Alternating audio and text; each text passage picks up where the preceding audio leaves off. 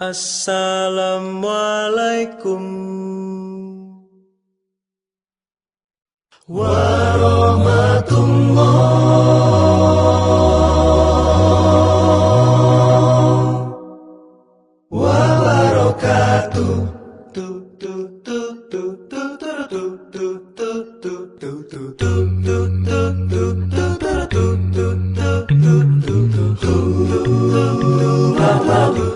Kepada masing-masing narasumber kita akan kita berikan waktu kurang lebih 15 menit.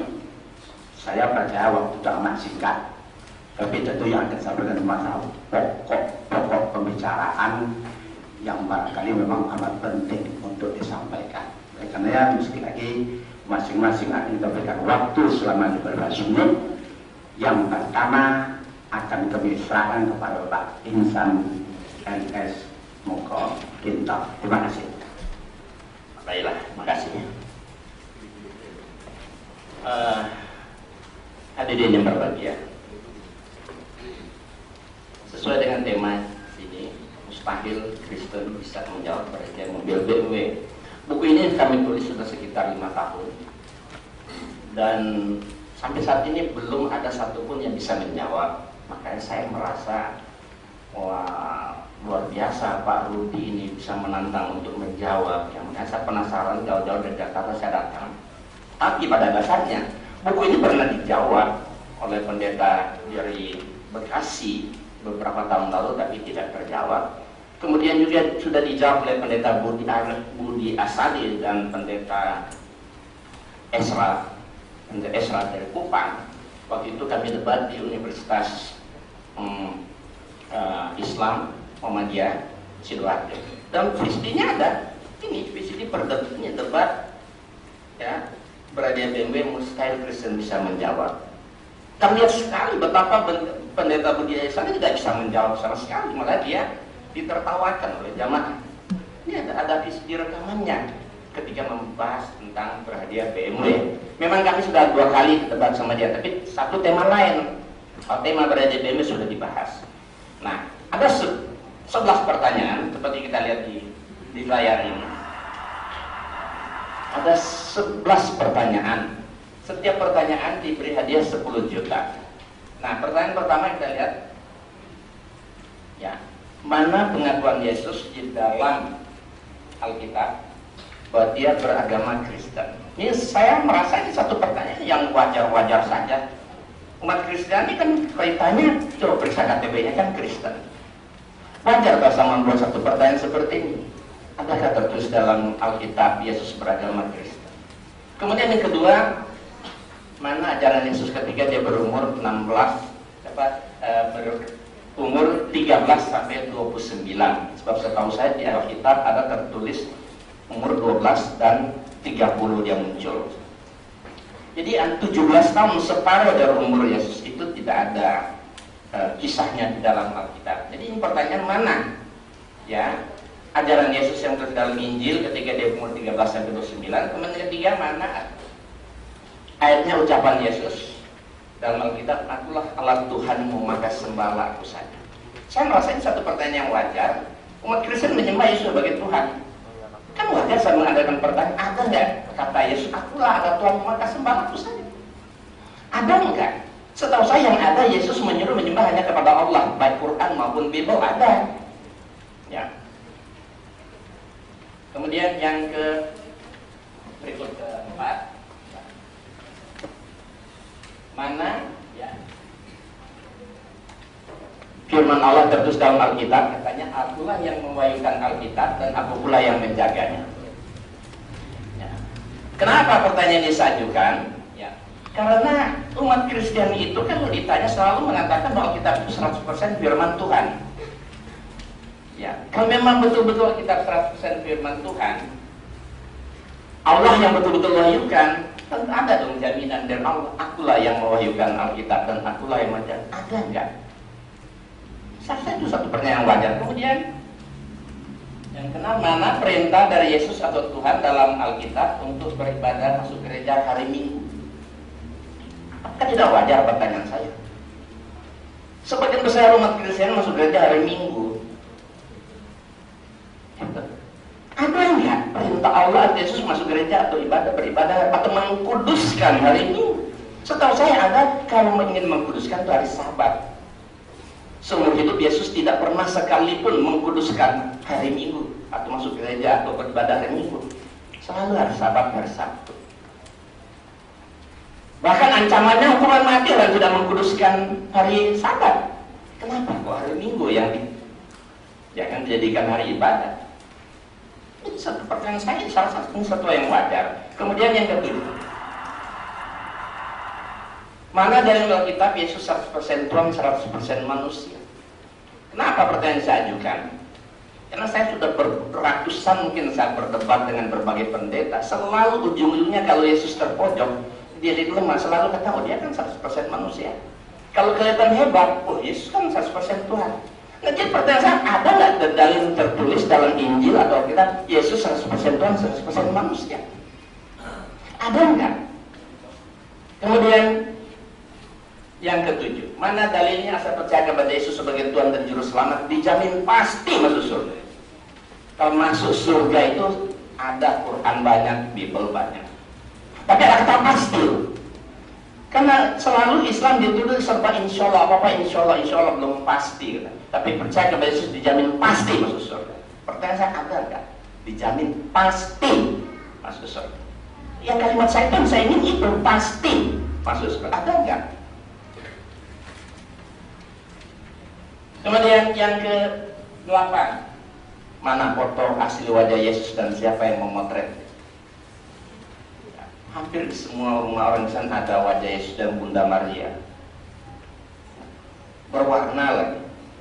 Padahal kamera berwarna itu baru ditemukan tahun 60-an. Akhir juga. Tahun 2010 tahun yang lalu, 2000 lebih tahun yang lalu, kamera merek apa? Berwarna lagi kan. Kemudian mana dalilnya dalam Alkitab Yesus lahir tanggal 25 Desember dan perintah mereka Natal? Seluruh dunia merayakan, ya kan? Apakah tidak wajar saya mengajukan pertanyaan ini? Ada nggak dalil Yesus lahir tanggal 25 Desember dan perintah mereka Natal? Tentu sama sekali tidak ada. Kemudian yang terakhir, buktikan siapa yang hafal Alkitab walaupun satu surat saja di luar kepala. Satu surat. Ini pertanyaan yang sering saya ajukan. Kenapa saya ajukan? Karena ada pendeta mengatakan Al-Quran itu buku yang sangat tipis sehingga mudah dihafal. Al-Quran setipis-tipis, Quran halamannya banyak, 500, 600, 700 halaman. Atau orang hafal di luar kepala ini berjuta-juta halaman. SD hafal di luar kepala. Alkitab bahasa Indonesia dibaca langsung dimengerti. Masa bertahun-tahun jadi pendeta nggak hafal? Jangankan satu lembar, saya yakin nggak ada yang hafal. Satu lembar bolak-balik Pasifik nggak ada yang hafal. Saya akan kasih 10 juta kalau ada pendeta hafal satu lembar bolak-balik Pasifik, maju ke depan. Nggak ada. Bahasa Indonesia dibaca langsung dimengerti. Kenapa? Nah ini 10. Jadi pertanyaan-pertanyaan yang saya ajukan ini bukan mendiskreditkan orang Kristen. Tidak demikian. Sama aja orang Kristen supaya berpikir kritis. Ya kita kritisi dong Alkitab. Karena apa? Yesus katakan di dalam Matius 15 ayat 9, percuma mereka beribadah kepada Aku, sedangkan ajaran yang mereka lakukan ajaran manusia. Jadi kita lihat ini semua boleh bilang tidak ada dalilnya, tapi diimani. Ini ajaran manusia, jadi katanya percuma. Kalau umat Kristian yang melakukan sesuai dengan apa yang diajarkan oleh Yesus atau Nabi Isa alaihissalam, saya yakin Islam dan Kristen itu bedanya tipis sekali, sangat tipis perbedaannya. Ya, kenapa? Karena saya melihat ya sebagian besar umat Kristen mengamalkan justru ajaran Paulus. Ya, bukan. Jadi pengikut Yesus dalam arti yang sesungguhnya itu kami umat Islam. Ini menurut saya. Nabi Isa Nabi yang sangat kami muliakan. Pengikut Nabi Isa dalam arti sunat adalah orang Islam, karena semua ajaran-ajaran Nabi Isa umat Islam yang melakukan. Yesus sunat, kami sunat. Babi haram, kami haramkan babi. Banyak sekali ajaran-ajaran Nabi Isa di Injil. Umat Islam yang mengamalkan. Maksudnya saya katakan orang Kristen mestinya bersyukur pada orang Islam, karena orang Islam lah yang memelihara ayat-ayat firman Allah dan Yesus dalam Injil dan Alkitab. Makanya ya, kalau orang Islam mau mengkritis kitab mereka, saya yakin ya, hubungan Islam dan Kristen semakin dekat. Umpamanya babi haram, Imamat 11 ayat 7 dan 8. Orang Islam nggak makan babi karena terus babi haram. Kan tambah dekat dengan orang Islam kan. Kita makan di rumah orang Kristen juga tidak merasa jijik atau apa. Nyata karena mereka amalkan apa yang diperintahkan Allah, dan tapi karena tidak diamalkan sehingga terjadi jurang pemisah antara Kristen dan Islam. Satu contoh juga kata Yesus, Yohanes 17 ayat 3. Ini ucapan Yesus, Yohanes 17 ayat 3. Kata Yesus gini, inilah hidup yang kekal itu. Hidup kekal abadi loh, maksud surga. Ada dua syarat Yesus bilang. Pertama, mereka menjadikan Allah satu-satunya Tuhan yang esa. Kedua, menjadikan Yesus Kristus yang telah Dia utus. Asyhadu alla ilaha illallah wa asyhadu anna Isa rasulullah. Ini kalimat syahadat yang mestinya harus diamalkan oleh umat Kristen. Artinya menjadikan Allah satunya dan Yesus hanya seorang utusan. Kalau umat Kristen ikut ucapan Nabi saat Yesus, dekat sekali umat. Kenapa terjadi begitu jauh? Karena mereka justru menuhankan Yesus. Padahal Yesus mengatakan Allah satu-satunya dan Dia hanya seorang utusan. Tapi yang terjadi malah dibikin trinitas. Tuhan Bapa, Tuhan Anak, Tuhan Roh Kudus. Makanya kalau orang bisa mengkritisi Alkitab, ya semakin dekat. Banyak ratusan orang Kristen masuk Islam di tangan saya. Baik langsung maupun membaca buku dan nonton VCD saya. Ya saya merasa bangga, saya mantan di Kristen. Ya saya bangga dengan keislaman saya. Saya pengikut Nabi Muhammad, tapi sekaligus saya tidak meninggalkan Yesus. Yesus Nabi Isa, Nabi yang sangat kita muliakan. Kemudian satu lagi pertanyaan terakhir. Nah ini yang kita perdebatkan dengan bendera Budi Asali, ini ada VCD-nya. Ia berkata kepada mereka, ini kata Yesus, inilah perkataan yang telah kukatakan kepadamu ketika aku masih bersama-sama dengan kamu, yakni bahwa harus digenapi semua yang ada tertulis dalam tentang aku dalam kitab Taurat Musa, kitab Nabi-Nabi dan kitab Mazmur. Lalu yang membuka pikiran mereka sehingga mereka mengerti kitab suci. Katanya kepada mereka, ada tertulis Mesias harus menderita dan bangkit dari antara orang mati pada hari ketiga. Nah, pertanyaannya, mana bukti ucapan Yesus yang mengatakan bahwa ada tertulis demikian? Mesias harus menderita dan bangkit dari antara orang mati pada hari ketiga. Mana ucapan dalam kitab Taurat Musa, kitab Nabi-Nabi dan Mazmur? Nah, catatannya kitab Taurat Musa ada 5, kitab Nabi-Nabi 33 dan Mazmur 1. Jadi berarti seluruh perjanjian lama harus ada ucapan itu. Ada enggak? Mirip itu aja nggak masalah. Silakan kalau ada. Mesias harus menderita dan bangkit dari antara orang mati pada ketiga di 39 kitab perjanjian lama. Ada enggak? Nah, kami pada hari ini sudah. Oke? Sebentar saya bersilakan. Untuk Bapak masih ada 2 menit lagi. Ya.